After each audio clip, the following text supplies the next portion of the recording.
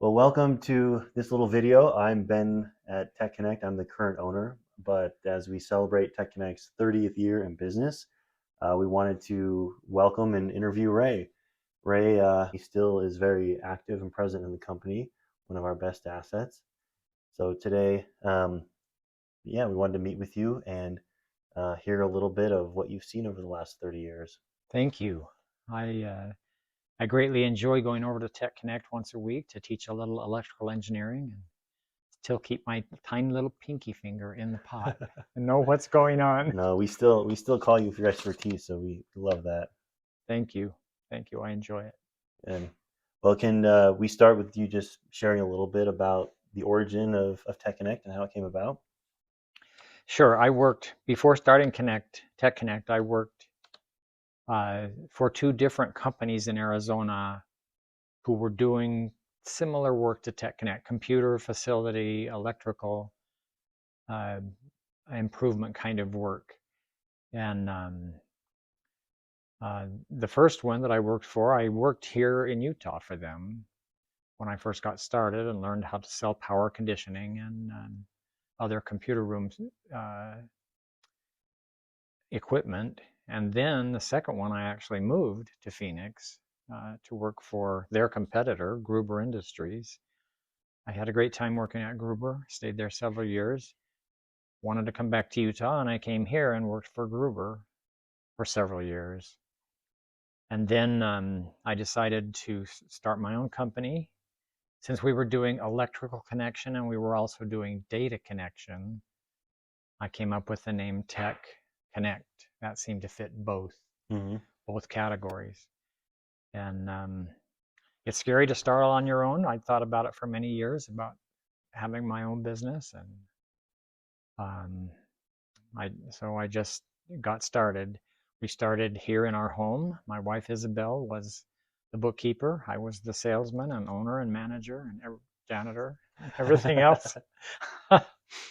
and so we got started. And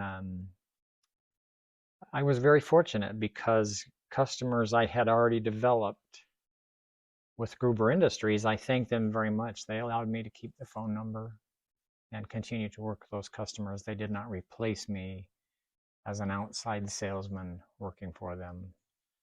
So that helped me a lot to get started with customers that I already knew. And for several years, I worked just by myself. It's fun to run your own little business. No employees, no bosses, just go do your thing and see if you can earn some money. And the feeling grew on me over time that I had a viable business and that someday it was a business that I would want to sell to be able to retire and die someday. And I realized if I was the whole business, I would have nothing to sell, that I would have to just quit. And so I swallowed hard and took a big leap and started hiring other people and teaching other people how to do what I knew, what I learned over multiple years of working in this industry. And soon we grew out of the house into some office space, and then soon we had other salespeople going out and talking to people and learning how to be junior electrical engineers. Mm-hmm. And then pretty soon we started having our own inside service technicians that could repair UPSs and provide quick, excellent service. I found that we were able to do enough business and find enough customers that liked the personal touch combined with excellent technical skill and knowledge that they wanted us to be their service provider. Yeah. It was a big leap to go from mainly just selling products to saying, we will also service the products. We'll sell you a service contract. If it fails, we take the risk. We'll fix it. Mm-hmm. It was very scary at first, but by the time we had 10 contracts, we were breathing a lot easier. I bet, yeah. It's scary to write all those one insurance policy. That's right. One insurance policy is scary. Exactly. Well, tell me, as you started hiring employees, for you, those who don't know, Tech Connect, we have kind of our Bible, which is the Step Ups binder, which is your creation, and it's essentially a series of 30 or so lessons on electrical engineering. Yeah. When in the process did you start putting all that together? Well, as soon as I started hiring non-electrical engineers to be salespeople, I knew I had to teach them and train them. So we started having classes. The classes changed over time. I would give tests and see if they were understanding AC and DC and single phase and three phase and batteries and so forth. And so that grew into the book. We made several efforts over the years and we named them ups. We had an effort we called keep it ups, and we had Push-ups. Push-ups, that's right. We had push-ups, and we named our technical training book Step Ups, and the classes we hold every Monday are still called Step Ups classes, but the ups, UPS, it's 3 capital letters, UPS. Yep. Very clever. Yeah. Yeah, as I've gone through old documents, I've found tip-ups Yeah. as well. I don't know how many I how many can't other remember. ones there are. I kept on thinking, what else ends with ups that I can twist into what I want it to be. That's great. Well, was there, as you started growing this business, what were there any major inflection points that you could talk about of things that really were catastrophic or just great windfalls for the business? Well, it's scary. It's scary to hire new salespeople and to hand over to them your accounts that you've carefully worked with and been technical with and trained and gone to in the middle of the night to help them, to hand that off to new salespeople and to teach them enough so that they can go take good care of those customers. And when we hired Dan straight off his mission to work for us, he took it to it like a fish to water, and he was fearless and was soon selling into bigger accounts than I was comfortable with. He was selling to BYU and to Comcast, and I'm going, are we big enough to take care of these people? But I didn't tell him. I didn't slow him down. He was on commission, and so he wanted bigger customers, and he pulled us into greater heights and greater capability than we had before. And when I hired Greg to sell, Greg had no technical, but he was a wonderful, wonderful salesman. So probably a turning point in our service business came one Sunday morning at 6 o'clock when Dan had been working to get some business at BYU, and the BYU data center called me at 6 o'clock Sunday morning and said, our whole data center is down. All the UPSs are off. We can't do any tithing bookkeeping for the church today. The school's down. Half the church is down. Do you know anybody that can come and help us? And I said, look outside the door. We're standing outside your door right now. And I went, and Dan went, and Stuart went. And it's the only time I've ever gone on a service call where the engineer that designed the electrical system of their data center was there before me. Wow. Trying to figure out what went wrong with his redundant design. That must have been awkward to it was interesting. He was studying the blueprints. We started studying the equipment, and we found batteries failed, and we found some little flame marks on the batteries. Some of the batteries had caught fire. So we came out the heroes for the day, and they've been a wonderful customer for us since that time. Yeah. So what ended up being the problem? The problem was that the batteries in our industry last about 5 years, and these were all 6 years old. Okay. And so even though they had great redundancy, they had multiple battery strings for each of their 3 UPSs, but all the batteries were old, and their outage was only 5 seconds. It was a very short outage. It wasn't long enough for the generators to come on. But in those 5 seconds, many batteries just failed. Some of them caught on fire, and there wasn't enough battery among all of the redundant strings to carry the load. So they designed it well. They just hadn't done the maintenance to know that the batteries were failing. They were not doing any kind of maintenance on their batteries, which we were trying to sell them maintenance. Yeah, that's not worth it. It's not worth it until things go south. Yeah. After that, they loved us. Great. Well, at Tech Connect, most of the things that we sell are equipment from big manufacturers who we're a reseller for them, and then we service those equipment, right, as authorized service providers. But there is one thing that we actually do manufacture, which is the X Switch, your invention. Yes. So I was hoping you'd tell me a little bit about how you came up with that idea and how it came to be. So every UPS should have an external bypass because sooner or later every UPS will fail. And the external bypass lets you get power to the computers while you fix the UPS or even replace it. And our experience as we started servicing everybody else's UPS, we saw many, many examples of poorly designed bypass switches. We didn't find any really well-designed ones. We found bad labels, bad instructions.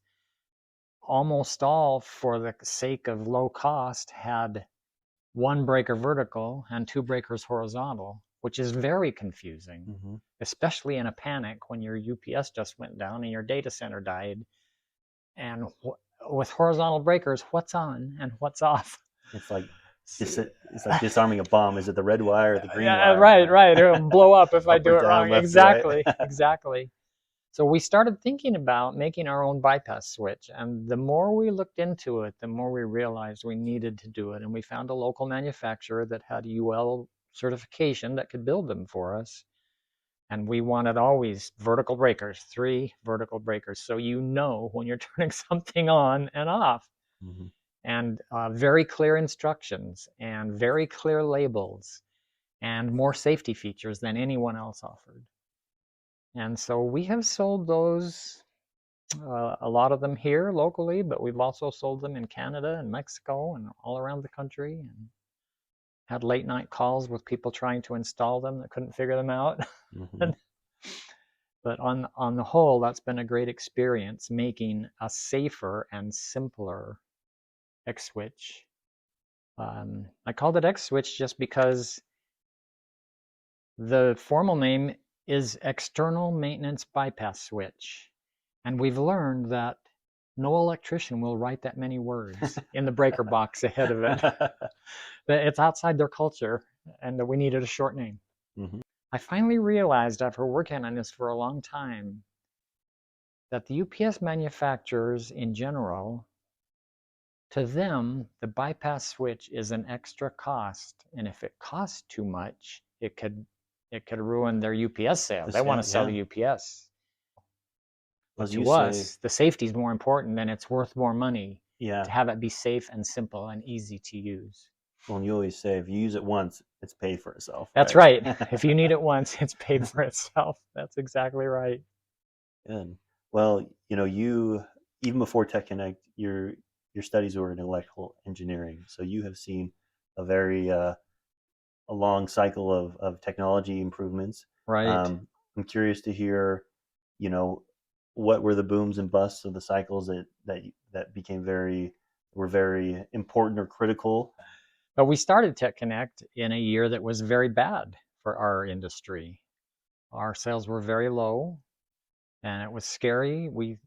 It was at a time when many people were moving their computer center out of their own building into a co-location site, which already had big UPSs and big generators and air conditioners and didn't need us. And so it was kind of a scary time. We thought our industry might be failing, but as we started Tech Connect and started going and talking to our customers, we realized then, and it's still true, that many, many businesses still want their data center and their UPS and their generator all at their place, not off in a separate place somewhere under someone else's control. And we believe that where we can give personalized service and know the people as their friends as well as their technical experts, that there's a good future for us in this industry. I don't think it's going away. Mm-hmm. Yeah, and yeah, even I've seen there's COVID, which is about when I purchased the company. People were worried about everyone working remotely, and so you wouldn't need these big facilities. And Right. that happened a little bit, but now we're facing the AI data center surge, and so we're kind of at the top of the cycle. But luckily, we've just kind of been steady through all of these, right? Yes, with service contracts, we're in there all the time. We see them again and again when they need something new, when they need something changed, when they have a problem, they call us. So we continue to receive new business from them. It's been very healthy for us. And I think it's been good for the relationships of, hey, something went on. I don't really want to pay for a truck roll. It's like, don't worry, we have an agreement. Well, happy to come in, and usually it's nothing, or let us reset that alarm and things will Yeah. go on their way. But it's nice to them not to have to worry that we're gonna charge them every time they want to call us. Yeah, and we become their expert, right? And we love it. We love being their expert and being able to help them know what they need to do next. Mm-hmm. Okay, Ray. Well, uh, no visit with you would be complete without some sort of a joke. Do you Oh, have anything for me today? so I'm going to tell you what my father taught me when I was a teenager about how the optometrist prices the glasses. And he said, he was teaching his son, and he said, "Son, when the customer asks how much are the glasses, you say $100, but you watch them, and if they flinch, that's the price, $100. But if they don't flinch, you say that's for the frames. It's another 100 for the lenses, and you still watch them. If they still don't flinch, then you say each." Okay. That's a good one. All right. uh, well, thank you for making some time with me today, and more importantly, for creating this enduring and lasting business. You spent a lot of time not just working on the business, but putting together the structure and process and form so it could, uh, outlast you. It was very important to me to teach my knowledge to the people in my business so that I could disappear and the business could still survive and thrive. Yeah, well, I definitely see how that strategy was smart for you, your personal interests, but I feel like you're just naturally a great teacher. And something I'll share, when I was in the process of buying the business from Dan, the previous owner, you would invite me over, and 3 times a week we would sit on your kitchen table and have these step up lessons. And that was just uh, probably, I don't know, some insurance policy for your peace of mind to make sure Right. that He a had knucklehead he wasn't taking had to over. know what AC and DC were, what Yep. batteries were. But it was important for you to, yeah, that I knew the stuff, and that you were generous enough with your time to educate me. So I definitely still have a ways to go to get to your level of expertise, but that's why we pray Yeah. for your health and want you to keep eating your vitamins so you're around for many more years. And also why we have additional experts in the business to help us. Yeah. Wonderful. Well, thanks again.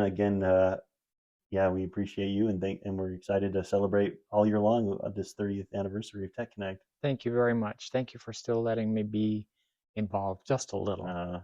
It's our honor. Thank you.